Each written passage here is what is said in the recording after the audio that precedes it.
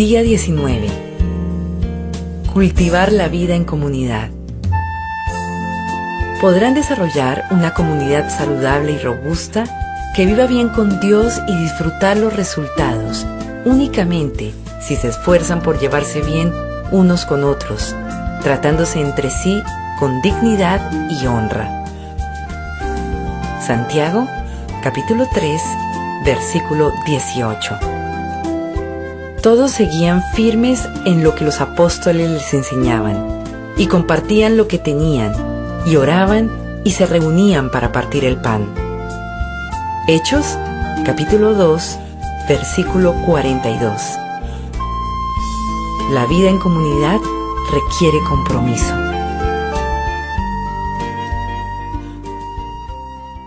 La vida en comunidad requiere compromiso. Solo el Espíritu Santo puede crear la comunión verdadera entre los creyentes, pero la cultiva con las elecciones que hagamos y los compromisos que asumamos. Pablo señala esta doble responsabilidad. Esfuércense por mantener la unidad del Espíritu mediante el vínculo de la paz. Para producir una comunidad cristiana que perpetúa el amor, se necesita tanto el poder de Dios como nuestro esfuerzo. Por desgracia, muchas personas se crían en familias con relaciones malsanas y, por lo tanto, carecen de las habilidades relacionales necesarias para la comunión verdadera. Debemos enseñarles cómo llevarse bien y entablar relaciones con otros miembros de la familia de Dios. Afortunadamente, el Nuevo Testamento rebosa de instrucciones acerca de cómo vivir juntos. Pablo afirmó: escribo estas instrucciones para que sepas cómo hay que portarse en la casa de Dios, que es la iglesia del Dios viviente. Si estás harto de la comunión falsa y deseas cultivar una comunión verdadera y desarrollar una comunidad fraternal en tu grupo pequeño, en tu clase de escuela dominical o en la iglesia, necesitas tomar algunas decisiones difíciles y arriesgadas. Cultivar la vida en comunidad requiere sinceridad. Debes estar lo suficientemente interesado para decir la verdad fraternalmente, incluso cuando prefieras pasar por alto un problema o no tratar un asunto espinoso. Si bien es mucho más fácil permanecer en silencio cuando las personas a nuestro alrededor tienen un patrón de pecado que les duele o lastima a otros, no es lo que el afecto nos manda hacer. La mayoría de las personas no tienen a nadie que las ame lo suficiente como para decirles la verdad, aunque duela, por lo cual persisten en sus conductas autodestructivas. Por lo general, sabemos lo que es necesario decirle a esa persona, pero nuestros temores nos impiden abrir la boca. Muchas relaciones han sido perjudicadas por el temor. Nadie tuvo el valor de hablar en el grupo mientras la vida de uno de sus miembros se desmoronaba. La palabra de Dios nos ordena, hablando la verdad con amor, porque no podemos formar una comunidad sin franqueza. Salomón dijo, una respuesta sincera es el signo de una verdadera amistad. A veces esto implica preocuparnos lo suficiente por quien peca o está siendo tentado para enfrentarlo afablemente. Pablo dijo, hermanos, si ven que alguien ha caído en algún pecado, ustedes que son espirituales deben ayudarlo a corregirse, pero háganlo amablemente y que cada cual tenga mucho cuidado, no suceda que él también sea puesto a prueba. Muchas congregaciones y grupos pequeños son superficiales porque temen al conflicto. Siempre que surja un asunto que pueda provocar tensión o incomodidad, inmediatamente se lo pasa por alto para preservar un falso sentido de paz. Alguien sugiere no complicar las cosas, apaciguar los ánimos, pero el asunto nunca se resuelve y todos se resignan. Todos saben cuál es el problema, pero nadie lo expresa francamente. Esto produce un ambiente viciado. Hay secretos y se multiplican los chismes. La solución de Pablo era directa. No más mentiras, no más falsas impresiones. Díganle a su prójimo la verdad. En el cuerpo de Cristo todos estamos conectados entre sí a fin de cuentas. Cuando mientan a otros, se mienten a ustedes mismos. La comunión verdadera depende de la franqueza, ya se trate de un matrimonio, una amistad o tu iglesia. Aún más, en una relación El túnel de los conflictos puede ser la puerta a la intimidad. Hasta que no nos importe lo suficientemente como para enfrentar y solucionar los obstáculos subyacentes, nunca podremos tener una relación más estrecha. Cuando un conflicto es bien manejado y se encaran y solucionan las diferencias, se estrechan las relaciones. La Biblia dice, a fin de cuentas, más se aprecia al que reprende que al que adula. La franqueza no debe ser una licencia para decir lo que a mí se me antoja, donde quiera y cuando quiera. Eso es impertinencia. La Escritura afirma que para todo hay un cuándo y un cómo. Las palabras irreflexivas dejan cicatrices profundas. Dios nos manda a hablarnos unos a otros en la iglesia como miembros afables de una familia. No reprendas con dureza al anciano, sino aconséjalo como si fuera tu padre. Trata a los jóvenes como a hermanos, a las ancianas como a madres, a las jóvenes como a hermanas. Es triste, pero la falta de sinceridad ha destruido miles de relaciones. Pablo tuvo que reprender a la iglesia en Corinto por su pasivo código de silencio que permitía la inmoralidad dentro de su comunidad. Como no había nadie con suficiente valor para enfrentarla, les dijo, no miren para otro lado con la esperanza de que el problema desaparecerá. Sáquenlo a la luz y trátenlo. Mejor un poco de devastación y vergüenza que la maldición.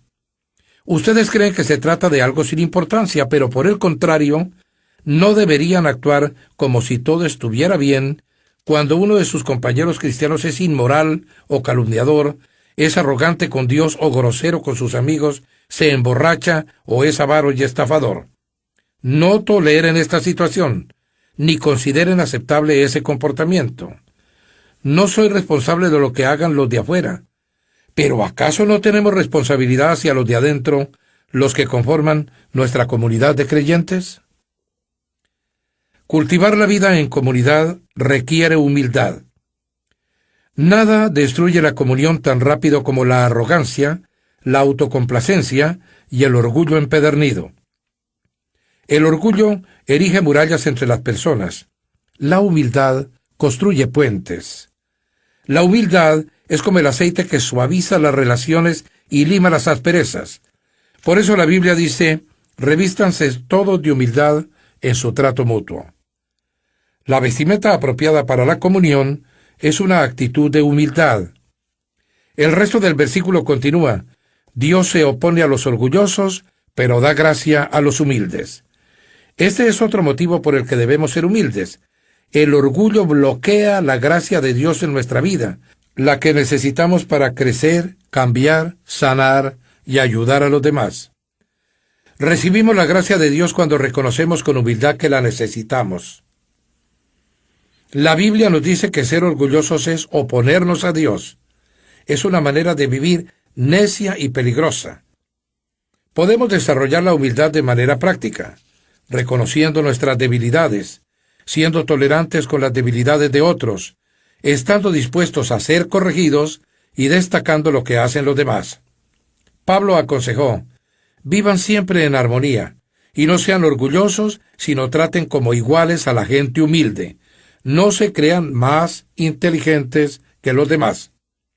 A los cristianos de Filipos les escribió, honren más a los demás que a ustedes. No se interesen solo en ustedes, sino interésese en la vida de los demás. La humildad no es pensar menos de ti mismo, sino pensar menos en ti mismo. Humildad es pensar más en los demás. Las personas humildes se interesan tanto en servir a otros que no piensan en sí mismas. Cultivar la vida en comunidad requiere amabilidad. La cortesía o amabilidad consiste en respetar nuestras diferencias, tener consideración por los sentimientos de otras personas y ser tolerantes con las que nos molestan. La palabra de Dios dice, hagamos cuanto contribuya al bien con el fin de edificarlas. Pablo le dijo a Tito, el pueblo de Dios debe tener un gran corazón y ser amable. En todas las iglesias y en cualquier grupo pequeño, habrá siempre por lo menos una persona difícil, a veces más de una. Esas pueden tener necesidades emocionales especiales, profundas inseguridades, costumbres irritantes o hábitos sociales no desarrollados. Podríamos llamarlas personas NGE. Necesitan gracia extra. Dios puso a tales personas en medio de nosotros, tanto para nuestro beneficio como para el de ellas. Son una oportunidad para el crecimiento y poner a prueba la comunión. ¿Las amamos como hermanos y hermanas y las trataremos con dignidad? Los miembros de una familia no se aceptan porque sean inteligentes, hermosos o talentosos. Se aceptan porque pertenecen a la misma familia. Defendemos y protegemos la familia. Uno de sus miembros puede ser algo tonto, pero es de nuestra familia. De la misma manera, la Biblia dice: ámense los unos a los otros con amor fraternal, respetándose y honrándose mutuamente. Lo cierto es que todos tenemos nuestras manías y caprichos, pero la comunidad no tiene nada que ver con compatibilidades. La base de nuestra comunión es nuestra relación con Dios. Somos una familia. Una de las claves para la amabilidad es conocer los orígenes de una persona. Descubre su historia. Cuando sepa lo que esa persona ha atravesado, serás más comprensivo. En lugar de pensar en todo lo que todavía tiene que aprender, pensarás en todo lo que ha progresado, a pesar de todo. Otro aspecto de la amabilidad consiste en no subestimar las dudas ajenas. El hecho de que no tengamos determinados temores no quita validez a esos sentimientos. La comunidad verdadera se produce cuando la gente se siente suficientemente segura para poder expresar sus dudas y temores con la certeza de que no la juzgarán. Cultivar la vida en comunidad requiere confidencialidad. Para que las personas sean sinceras y expresen sus más profundas penas, necesidades y errores, se requiere una condición: una atmósfera segura que las haga sentirse cálidamente aceptadas y donde puedan desahogarse con confianza. La confidencialidad no implica permanecer en silencio si nuestro hermano o hermana peca. Significa que lo que se expresa dentro del grupo no sale afuera de él, que el grupo tratará el asunto internamente y nadie saldrá a contar chismes. Dios odia los chismes, sobre todo cuando se los disfraza superficialmente como pedidos de oración por una persona. Él afirma: el perverso provoca contiendas y el chismoso divide a los buenos amigos. Los chismes provocan sufrimiento y divisiones y destruyen la comunión. Dios es muy claro al respecto. Debemos enfrentar al que cause divisiones. Estas personas pueden enojarse y abandonar el grupo o la iglesia cuando se las amonesta por sus acciones decisivas. Pero el compañerismo de la iglesia es más importante que cualquier individualidad. Cultivar la vida en comunidad requiere contacto frecuente. Debes tener contacto frecuente y regular con tu grupo para construir una comunión genuina. Para cultivar una relación se requiere tiempo. La Biblia nos dice: no dejemos de congregarnos como acostumbran hacerlo algunos, sino animémonos unos a otros. Debemos desarrollar el hábito de reunirnos. Un hábito es algo que hacemos con frecuencia y regularidad, no ocasionalmente. Debemos pasar tiempo juntos, mucho tiempo, para construir relaciones sólidas. Por eso, la comunión es tan superficial en muchas iglesias, justamente porque no pasamos suficiente tiempo juntos. Y cuando nos reunimos, por lo general pasamos ese tiempo escuchando hablar a una sola persona. La comunidad no se construye sobre la conveniencia. Nos reuniremos cuando nos parezca, sino que se apoya en la convicción de que la comunidad es necesaria para la salud espiritual. Si deseas cultivar una comunión verdadera, eso implicará reunirte incluso cuando no tengas ganas, porque estás convencido de que es importante. Los primeros cristianos se reunían todos los días. No dejaban de reunirse en el templo ni un solo día. De casa en casa partían el pan y compartían la comida con alegría y generosidad. Para tener comunión debes invertir tiempo. Si eres miembro de un pequeño grupo o clase, te animo a que hagas un pacto en el grupo que incluya las 9 características de la comunión bíblica. Expresaremos nuestros verdaderos sentimientos: autenticidad. Nos animaremos unos a otros: reciprocidad. Nos apoyaremos unos a otros: compasión. Nos perdonaremos unos a otros: misericordia. Hablaremos la verdad en amor, sinceridad. Reconoceremos nuestras debilidades, humildad. Respetaremos nuestras diferencias, amabilidad. No andaremos con chismes, confidencialidad. Y haremos del grupo una prioridad, frecuencia. Al revisar esta lista de características, te resultará obvio por qué la comunión genuina es tan poco corriente. Consiste en renunciar a nuestro egocentrismo e independencia para transformarnos en interdependientes. Sin embargo, los beneficios de compartir la vida juntos superan largamente los costos y nos preparan para el cielo. Pensando en mi propósito, día 19. Punto de reflexión. La vida en comunidad requiere compromiso. Versículo para recordar. En esto conocemos lo que es el amor, en que Jesucristo entregó su vida por nosotros. Así también nosotros debemos entregar la vida por nuestros hermanos. Primera de Juan, capítulo 3, versículo 16. Pregunta para considerar. ¿Cómo puedo cultivar hoy las características de una comunidad verdadera en mi grupo pequeño o en mi iglesia?